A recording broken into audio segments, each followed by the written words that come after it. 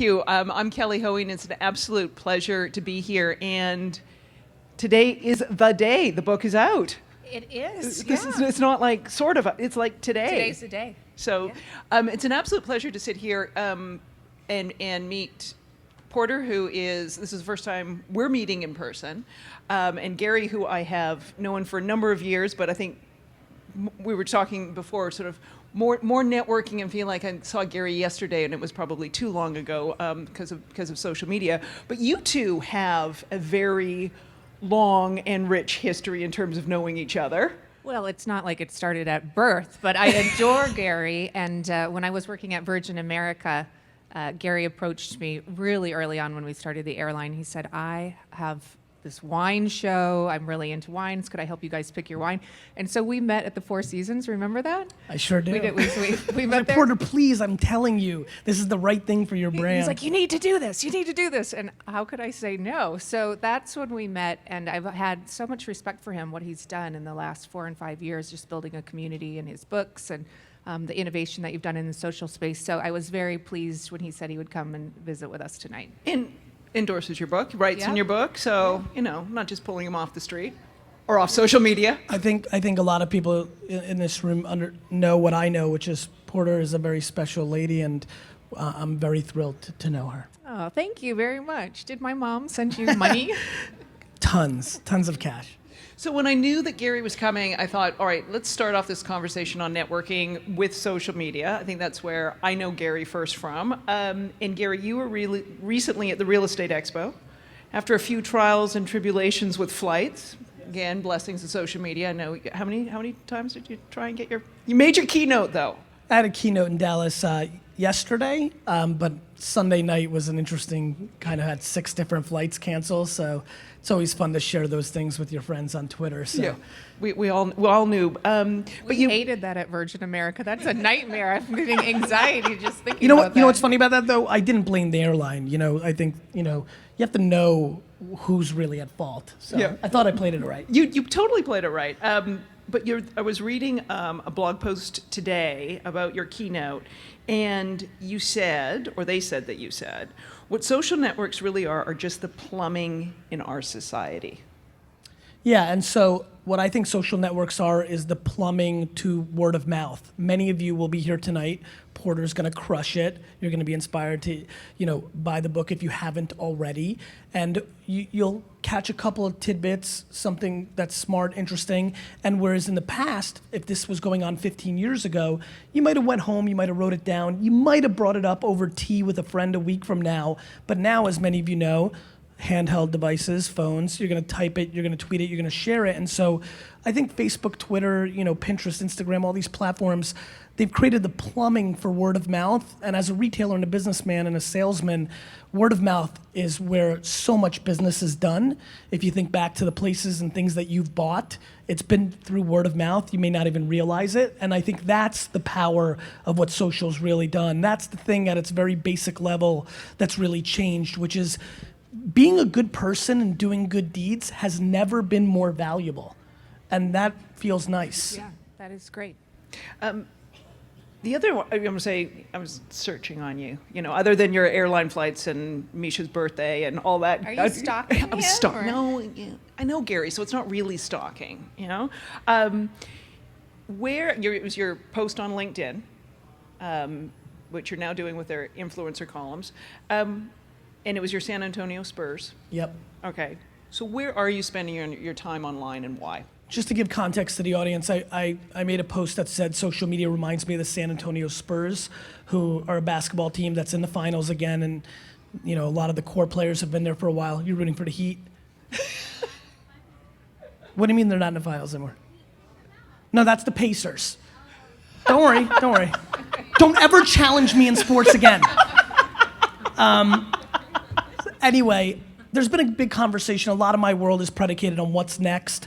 I've been very active lately on Vine, SoundCloud, and Medium, which, people that follow me are asking me, why am I doing this and that other thing? And I think everybody's looking for the next shiny thing, but I wanted to write that post to remind people that we haven't even begun to extract the value out of Facebook, Twitter, Tumblr, Pinterest, We've got a long way to go with those products, and they're at scale, and I think people are chasing the shiny new thing all the time, and there's quite a lot of value in tried and true. Listen, if old media, television, radio, print, outdoor, if they would just reprice to the reality of the marketplace that we live in today, I would invest in those things too. It just, they're out of sync with pricing compared to how much attention, especially a crowd like this, is allocating to it. Right.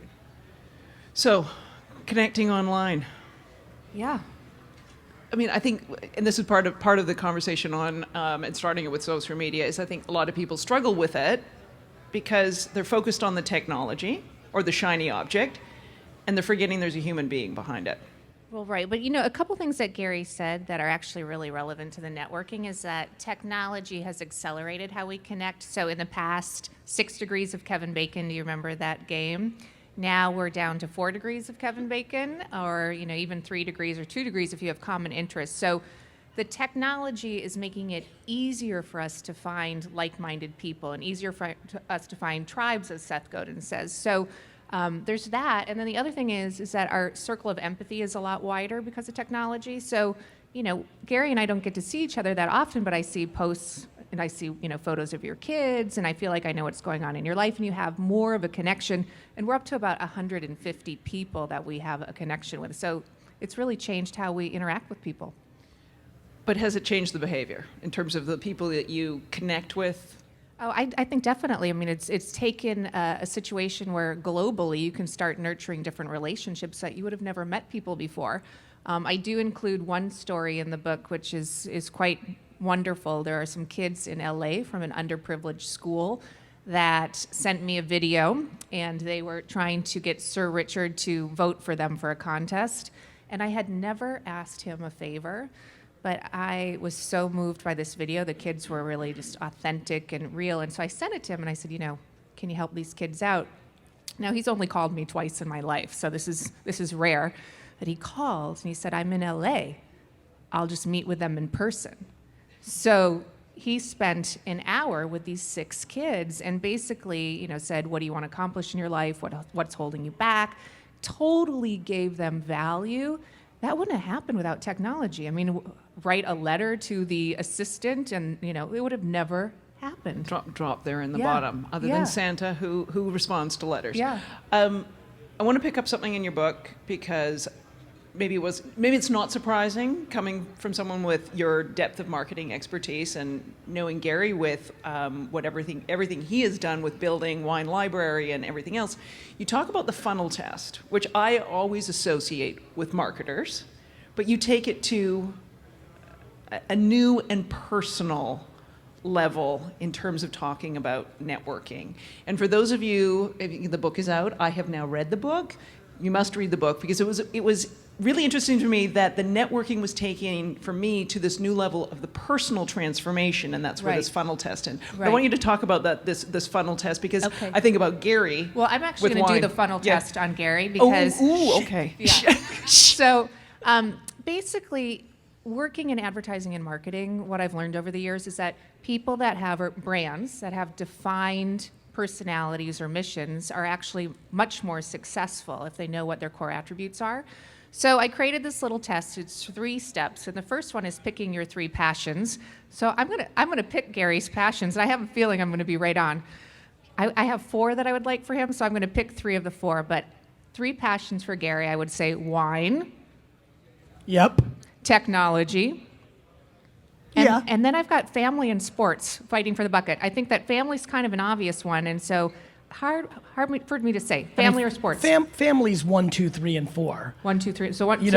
Technology and wine and the New York Jets are disparate distance 2, 3s, and 4s. All right. So we're going to put those in 3 circles on the funnel test. Okay. So we've got 3 circles. Where they overlap is the sweet spot. So if you're drinking wine at a sports game with which a would couple never happen because I'm so focused on the game that there is no consumption of food and beverage, Porter, during a New York Jets game because that's how passionate I am about the Jets. So then I'm going to change the scenario. He's snuck in a bottle of wine into the game illegally, and he got it past the bag check, and his friends that are in tech startups are with him. That's like total sweet spot. You've got like a home run there, right? Okay, so that's step 1. A touchdown. The touchdown, that's a touchdown. That's a touchdown. Step 2 is to pick a tonality. And what the tonality is really how do you want to interact with the world? What kind of voice? What do you want to be seen as intellectual? Do you want to be seen as fashion forward? And I list a whole bunch of words. Let's see, Lady Gaga could be bold, right? I would like to be inspirational, so I hope that you can tell me later if I'm inspirational. But I think for Gary, you are high energy. So I'd have to say that your tonality is probably an energetic tonality. Is there a word that comes to mind when you think about how you'd like to be presented or perceived? You're very innovative. Well, what I'd like to be versus, I'm sure I come across as hyper and definitely high energy. I mean, to me, if I could pick one thing, I'd like to think of myself as somebody who thinks long term. Well, you're inspirational too. I think you inspire Well, I'm a lot of people. massively inspirational, Porter. Humble.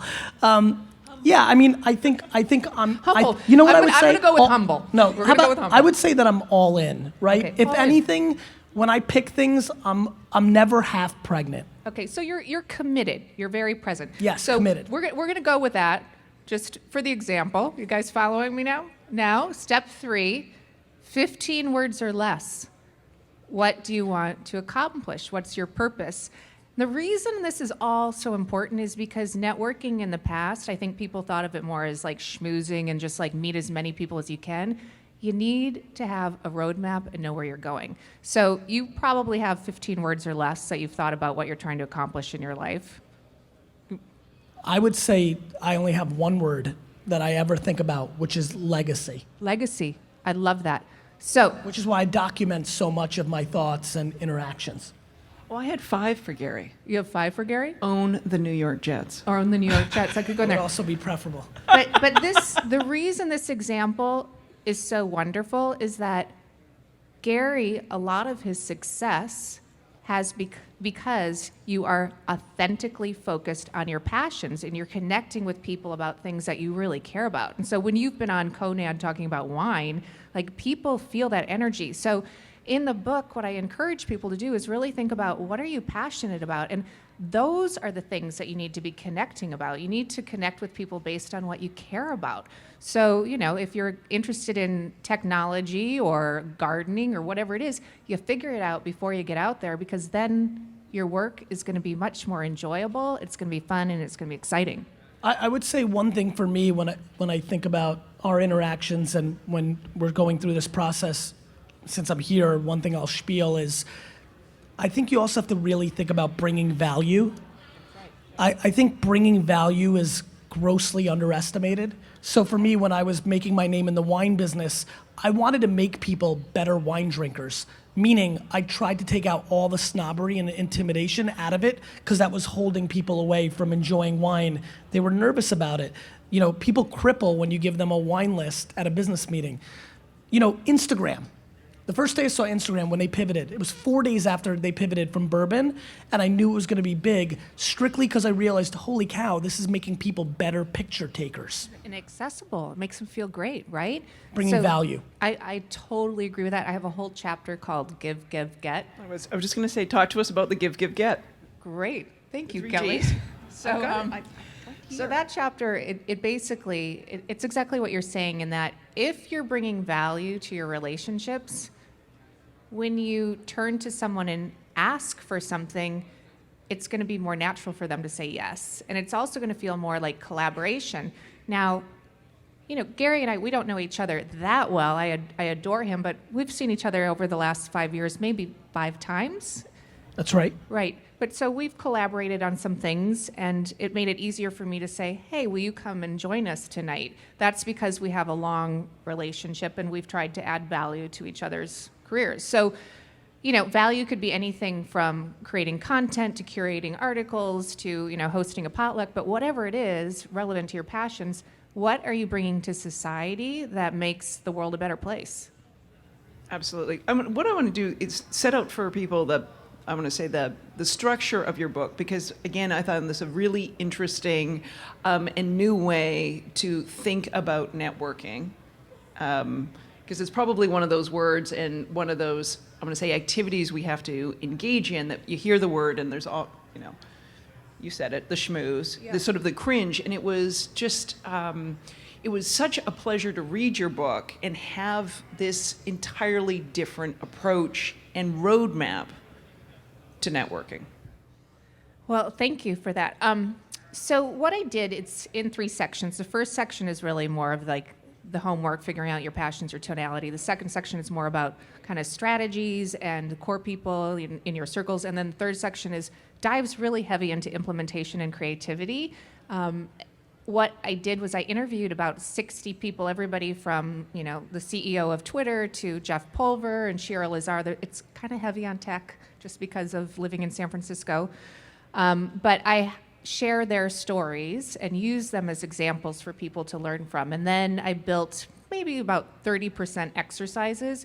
So it's quite fun. We actually have a couple people that are in the book that are here tonight, so I am excited about that too.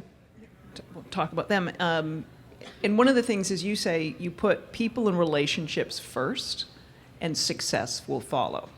A lot of nodding from Gary on that one. I mean, yeah, self-explanatory. I don't even understand how to live in a world where people don't understand that human beings are the most valuable thing in the equation. And so, yeah, that's what I'm surprised my head didn't fall off to that statement. I think we grossly underestimate the equity of the network. And, I think I was just sitting here thinking about it's just amazing. I mean, 5 times and 49 minutes or 2 hours. And yet I'm never been in a position in my career where I've said no to more things than I have been lately, but clearly something in those couple of hours made me feel compelled enough to kind of lend myself, and by the way, I have to leave right now. I'm sorry to be rude and leaving off stage, but I just want to thank everybody for coming here and supporting Porter, who I think is an amazing individual. But it's just interesting how it's the feeling and it's the people part. Yeah. Everything my assistant begged me not to come here tonight. And this is planned. He's actually not mad at me and trying to get off the stage. I No, knew we I'm had to not- go. But I mean, planned. yeah, it all comes down to people, and so we live in a world that's completely predicated on relationships now. It's back to the plumbing of social.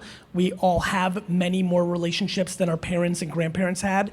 Everybody makes a big deal that they're not deep relationships. I keep hearing this conversation of they're not your real friends, or oh great, you have 1,800 friends on Facebook. They're not your real friends. There's enormous value in acquaintances and between acquaintances and friends. They add value. There's things they can do to your living. And I'm completely baffled by people's pushback of the value of people. I think this is an incredible era to be living in. I think we're much richer for it because we have this opportunity to have the serendipity of meeting to each other. The context of relationships incredible, the way we get to express ourselves. And so, I'm thankful to be a part of it. Yeah. Thank you for being here. I wish you well. Great to see you. Thanks for having me, guys. Enjoy. Well, and I'm going to say Gary raises that important point because the benefit of technology is you can have this broader, wider network and these acquaintances because you never know where opportunities are going to arise, and it may be that person you haven't seen in 5 years. That's right. And if you haven't been posting on Facebook or some other way, used to be the holiday card list and all the rest of it. Well, so frequently when we travel, we'll say, I'm heading to New York. Is anyone there that I can, connect with, or who should I have a meeting with? Where should I eat?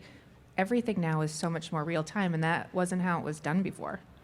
Which gets to more of some of the good stories. And Porter is an amazing storyteller that the examples I want to say that are in your book. So you talk about people who have transformed their personal lives by following their passions. And connecting based on their interests. And this gets back to your point that networking is transformational, not transactional. Correct. So I know there's someone here who has transformed their life through following their passion for photography. Yeah. Do you want to talk about that story? I see 3 people in the book, so I'm going to do 3 shout outs. So thank you for my 3 people that are Diana, Nick, and Jerry. So I'm going to give you very short versions of their story, and you can read the full picture. But Diana, who's here, if you can just wave to everybody. So Diana is a trained chef, but at one point, I can't remember the exact year, there was an earthquake, and she's also a photographer, and she decided that she wanted to make a difference. And so she was going to go to Brazil and photograph some children. She started this whole nonprofit effort, and this is coming to the giving back and adding value. Ends up going and has, an experience that changes her life. And so she keeps this up, and she's photographing these beautiful children. And a lot of people were like, why are you doing this? And she's like, you know what, I just feel driven to do this. So lots of great things happen. One, she's totally inspired. She's helping charities. She then is on a plane, and she's coming back from an island where she had been swimming with dolphins. And that's the part where I was like, island swimming with dolphins, I need that. What are we doing? Where's the flight? Yeah, exactly. So she's on a plane, and she's sitting next to this gentleman, and there was an article about a school shooting, and she needed someone to translate it. So she says, well, can you translate this article for me? And he starts translating. Well, lo and behold, this chemical attraction must have happened because they ended up spending a week together. Now, I won't tell too many details, but now they're married, and they've been together like 10 years? 14. So total serendipity, but here she is in this mindset where she's doing something that she loves, she's photographing, she's in a good mood, so she's probably having great conversations, and she really connects with this person, and that changed her life. So I do talk a lot about being open, being serendipitous. I'm going to tell one more quick story? Okay, so that's one of the really great things in your book are these wonderful stories Well, that are like, it's not a story of like, oh, so-and-so. It's like, no, I can relate to this person. Yeah. And so anyway. Okay, and so the stories, they're maybe 2 pages each, so if you don't like the story, it's 2 pages, right?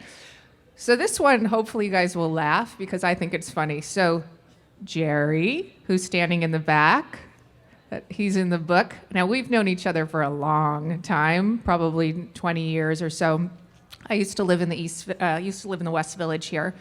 When I decided to move to San Francisco, he was in Minnesota where we grew up, and he said, I want to move to New York. I said, oh my God, I have a rent-stabilized apartment. You can have it. So that's where he lives. That's not the story, but that's where he lives, in my rent-stabilized apartment. I can't believe I gave it up. But the funny story is he was in Duluth with his family eating a holiday meal, and he got an email that said, would you like to put your photos in and be an extra in a movie? Now, Jerry's a graphic designer, but he's also very entrepreneurial, has his own business, is creating multiple income streams, and had been interested in acting, but hadn't really done a lot of acting. And so he sent in his photos, and within 24 hours, this is where this starts to get funny, within 24 hours, they call and they say, hey, we want you to be an extra in Sex and the City. So Jerry flies back here. 24 minutes. Okay, 24 minutes. So he flies back to New York. They say you need to have a tux to go and be in the movie. Well, he gets stressed out on the plane, and his eye gets a huge sty in it, right? So he's like, Your acting debut, crap. Jerry, He's like, crap, I've got a huge sty in my eye. I can't remember the exact quote, but it was, I don't want to be the ugly duckling in a land of swans or something like that, but he decides, I'm not going to lose my acting chance. I'm not going to lose my moment. So he calls his friends and he starts putting tea bags on the eye. He's got like cucumbers on the eye. He's like totally freaking out. And he gets to the casting.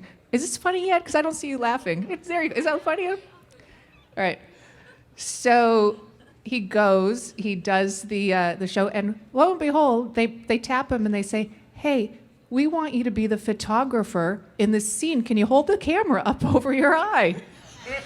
So that sty of yours is right? going to come in handy. Cover it with the camera. But Yeah. so the point of this whole story is that he didn't have to respond to the email, and look at this crazy experience he had. So since that time, how many movies have you been in? Like 10 or 5?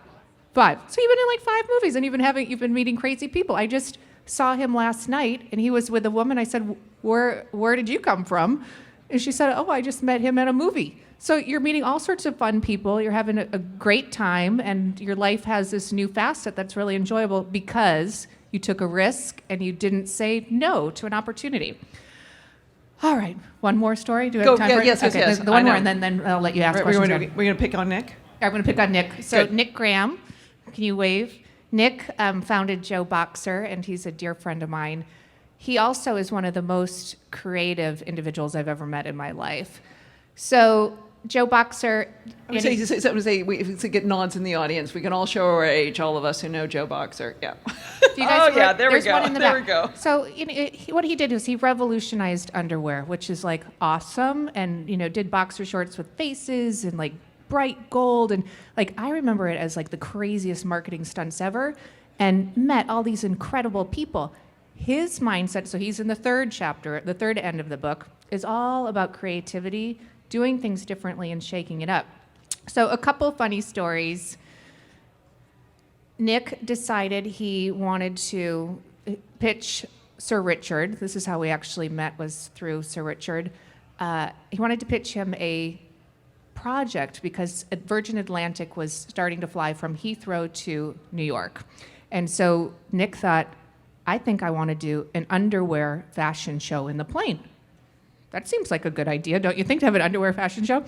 So as it was described to me, he somehow gets to Richard, so he doesn't let the nose, he didn't know him at that point, gets to him, pitches this crazy idea. They decide to do the fashion show, and it ended up being a Congo line where people are putting their underwear on, and Clarence Clemens is leading the Congo line. And why wasn't I on that flight? and I can't remember. Again, I'm not going to do it justice, but if you read the book, it's in there. But it was like, how did it goes? Something about put your tray table up and change your underwear, something like that, right? So hysterical stories, but that is a mindset. That is someone saying, I'm going to push it. I'm going to be creative. I'm going to do things differently. And he has brought that to the way he makes relationships too. And he did the same thing with Eddie Izzard, the comedian. He saw him on a show and thought, I want to meet him, and ends up going to one of his shows and says, comedy and underwear, they need to go together. And they've been friends ever since. So, those are the types of stories. I tried to have some that are playful. There are some that are definitely more emotional. There's a young girl with cancer and how community is important for her. But really to show people that connecting and networking, it's self-motivated. And you can choose to stay home and be in the same routine, or you can get out there and do things to inspire yourself and change your life. I'm going to get to networking out of a rut, because I think people do get into ruts.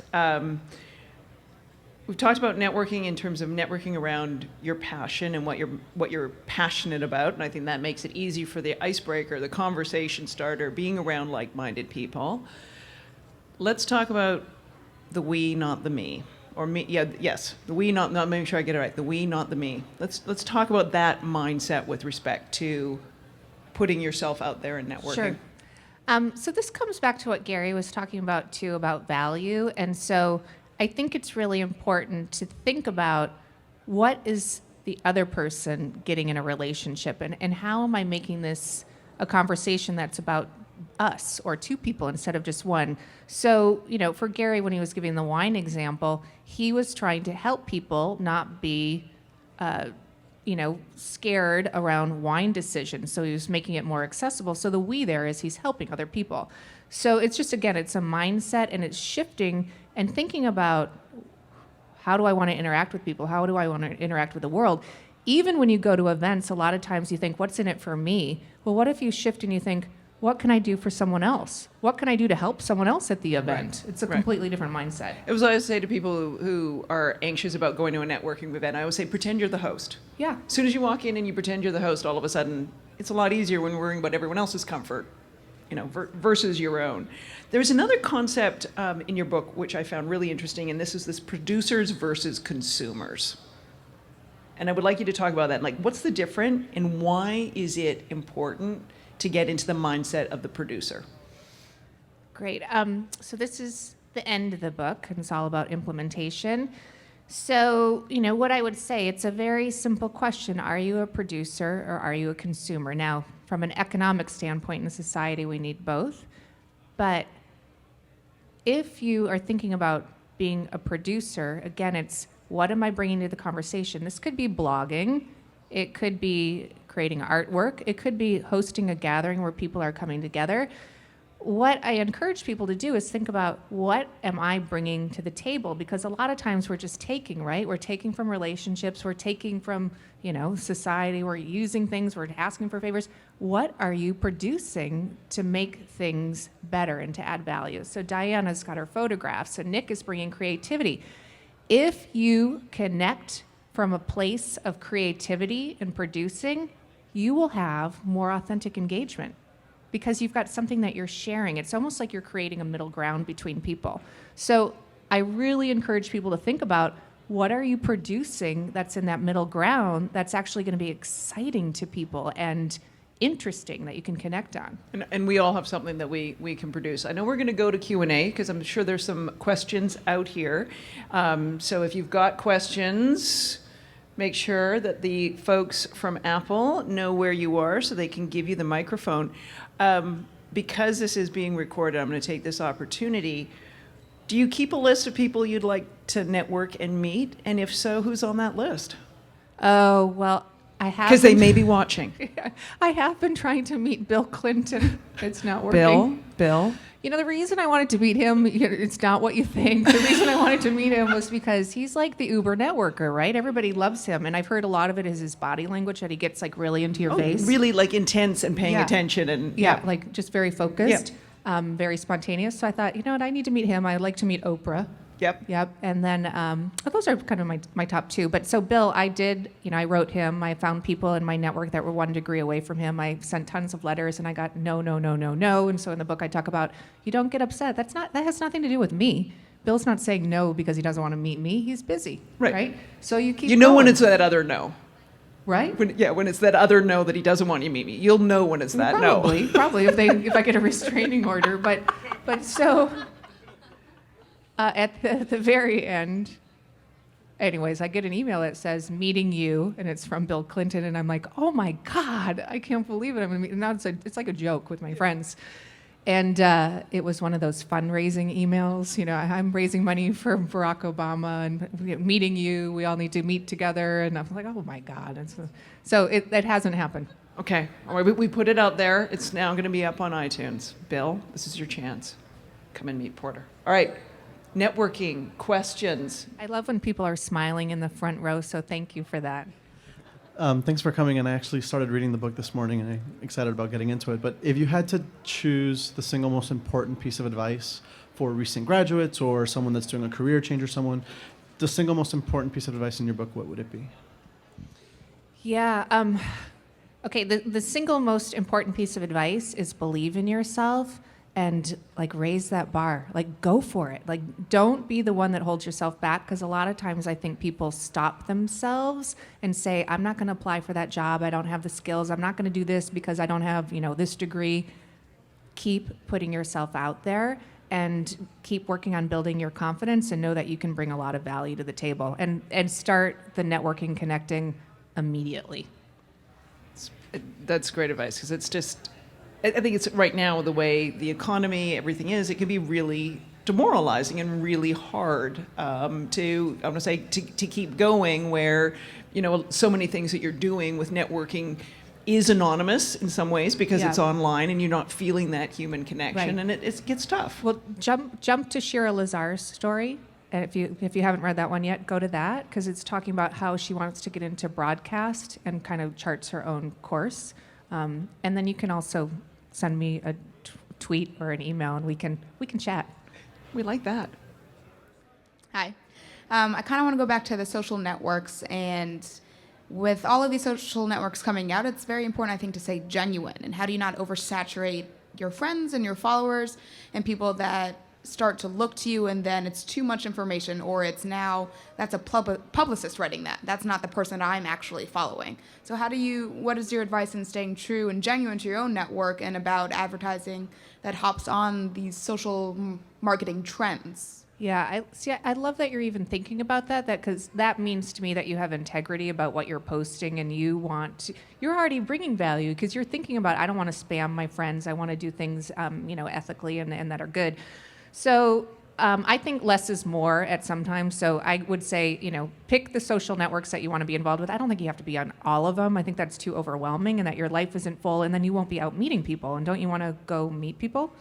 In terms of what to post, I say post what relates back to your passions and your content. So, if you want to be a landscape designer, you're probably on Pinterest putting images of beautiful landscapes up. Find the social networks that happen to reinforce what you're trying to get to. So if you're looking for a job, you definitely want to be active and engaged in LinkedIn. It's growing. There are tons of views on it. It's amazing right now. So think about what are you trying to achieve, and then strategically use the social networks. Yeah, I agree 1,000%. And as I always say to people, when I think about social networks, I always have to think about think of it as in terms of a physical space, so that LinkedIn is different than Pinterest, is different than Facebook, is different than Twitter, and thinking them in terms of who are the people, as we started off with, who are the people who are behind that plumbing and that technology, right, and how do you interact with them? And it shouldn't be any different than what we're doing right now. Yeah. Is this any different than Twitter, really?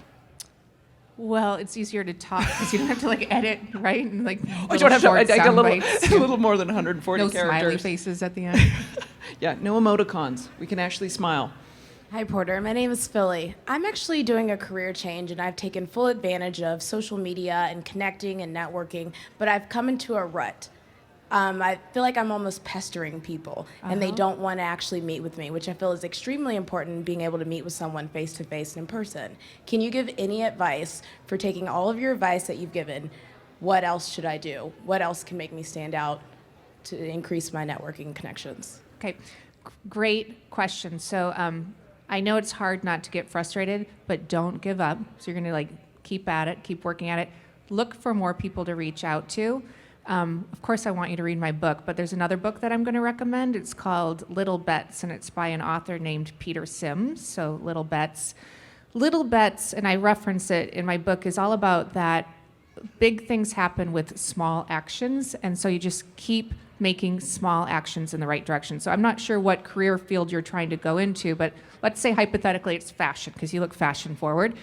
So, if you're trying to meet people that are in the fashion space, while you're trying to get those meetings, you still should be taking action, going to the fashion conferences, doing the class. You look for other ways to get engaged in a natural way in the vertical to get yourself exposed to people, and just keep at it. Now, you have to be realistic, too, about revenue, and if you need to get income streams from other jobs. I've done jobs over the years that have not been my favorite jobs. No, I think and that you would be learn helpful. from it. I think that would be actually helpful for people, because we have both done career changes, Yeah. and that career transformation. But you're a filmmaker at heart. Yeah. And So you had a lot of other things before you landed at Virgin. Well, I did. And, the Virgin America one, I remember when a friend of mine had called me and said, I heard about this job. It's in San Francisco. I'm not interested in it. Are you? And I said, well, yeah, send me the thing. And at that point, I was kind of freelancing. And I looked at the brief, and I said, I've never been a client. Now, in the advertising world, that's kind of a big deal. Do you have client experience? Going for the VP role without client experience, a long shot, right? But I read the brief, and it said entrepreneurial, the great brand on the tail fin. It sounded exciting. I thought, why not try? So I tried, and then I got the job a month later. So I could have thought, no, I'm not going to get this, and not gone for it. So there's all sorts of things like that where you have to figure out, just keep taking the actions and recognize that there's also going to be learning. There is another time when I had lost a job, an ad agency that I was with closed, and actually Patrick and Brian are from that ad agency, so thanks for being here. But so the ad agency closed, and I was unemployed, and the only work I could find was in this little cubicle, freelancing and recruiting talent for a media company, and I sat in a cube, and no one talked to me because I was the loser downstairs, right? But I needed the money. But the skills I learned on how to recruit people and how to go through resumes, it really helped me. And so here I learned, and I had to put my ego aside, and I had to learn that, oh wow, these skills are good. So skills you then used when you went to That's Virgin, exactly and you had right. to That's exactly Virgin right. American, and recruited an entire team. Right, that's exactly right. Hey, I was wondering, do you think it's easier for either gender to succeed in the digital age? Or is gender not really part of the equation for success? I guess I'm thinking of San Francisco, tech, Silicon Valley, you know? Yeah. Well, this is actually one that Kelly could be answering, but I think that there are tons of opportunities for women in tech right now. Now, I'm in San Francisco. I know a lot of amazing female entrepreneurs, and it's very exciting. I think that what we're seeing, though, there's so many opportunities in tech where people don't have the skill sets yet. We need more engineers. We need more people that are in the tech side.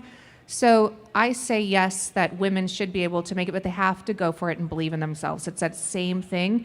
I think Sheryl Sandberg's book about Lean In, I think the other thing with that is that people need to start supporting each other more. And I know that you're actively helping female entrepreneurs in tech. And I think, thank you. And I think the question really comes down to, I think the people with the networks are the ones who are going to succeed. Yeah. And I think there's a challenge right now for a lot of people to get within networks. And it's being persistent and figuring out who you need to meet and how you need to meet them. And I think that's one of the pieces on social media we didn't touch on. It's one of the, call it stalking. It is one of the best research tools in terms of figuring out how you can get to that person you want to meet. But I think the people who are going to be successful in the economy we have now are those people with networks. And that's both the networks of really close relationships who would say to you, Kelly, what the heck are you doing wearing a green t-shirt?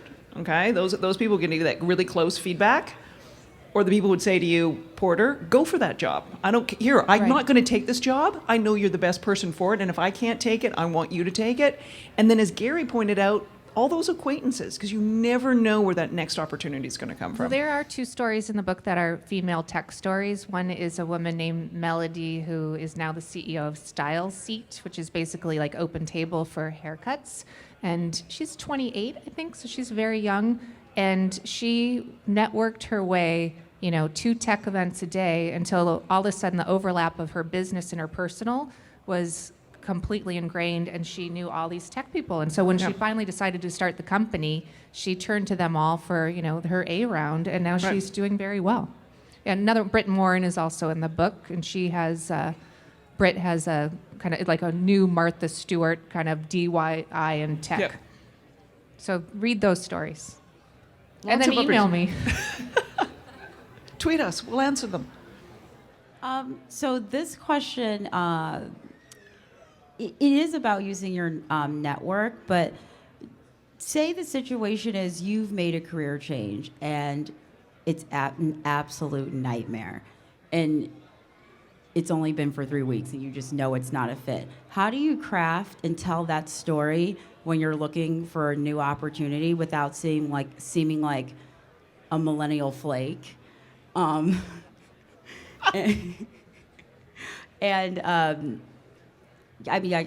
really it. Like, how do you tell that story in a professional way without seeming like you're uncommitted or you're not loyal, you're not ready to accept something? Well, I don't know if you need to have it on your resume if it's 3 weeks. Like if you and that's another question. Do you put that on your resume? I wouldn't, but I don't know. I probably wouldn't if it was 3 weeks. So I'm telling Margie, you're the third person. I have 2 others that said put it on there. I don't know. That's a tough one. So I think it depends on what you're doing and, what kind of industry you're in, what kind of background checks. You need to be honest. That you have to be honest. You can't lie. But I don't know if that needs to be on there. 3 weeks. Yeah, it's sort of one of those things. It again comes back to the human relationships behind it, and has it been a situation where you're like, you know what, this didn't work out. I know people. Be honest. I'm on a listserv where this has happened recently, and the advice was, you know what, this is not the place for you to be. Give your notice, get out of there, and then there's a network of relationships that are actively helping this person find another job. And it wasn't the right thing. What I learned was that I'm interested in X, Y, and Z, and I think I'm best in an environment that's, X, Y, and Z. So, learn from it, be honest, but move on. That's what I'd suggest. Move on from there. Yeah. Happens all the time. I think we're used to that. Wait, how many people think that Kelly and I should have a talk show? Yay! Okay, well, let's put that out to network. Bill Clinton, we're going to have a talk show. You're going to be our first guest. I can't wait. Oprah, well, if Oprah calls first, she can be first. That's right. We'll have them both on. Anyone else who need to get off the list? I'd like to Ah. meet Sir Richard. He's very nice, yeah. I don't think I have any more favors left. I used it already, so I'm sorry that one's Well, gone. but if we got Bill, maybe he'd come on the show. Okay, It's we'll really, work on I it. just want to say I'm really grateful for all of you coming out tonight. I know you have busy schedules, especially on a lovely evening. So thank you for being here. It's fun for me to share. I've been working on this book for 18 months. And, I hadn't written a book before. And so it's really exciting for me. So thanks for being part of this. And I'll say, read the book. For me, this personal journey, the stories, the tips. If you're kind of confused about, all right, how do you tackle, that the N-word networking? This is a fantastic roadmap. And I'm going to thank my network of Apple for making this all happen and calling me and saying, would you be here? So thank you, network. Thank you, Apple team. You guys are awesome. Thank you, guys. Everybody join me in thanking our panel for being here tonight. Thank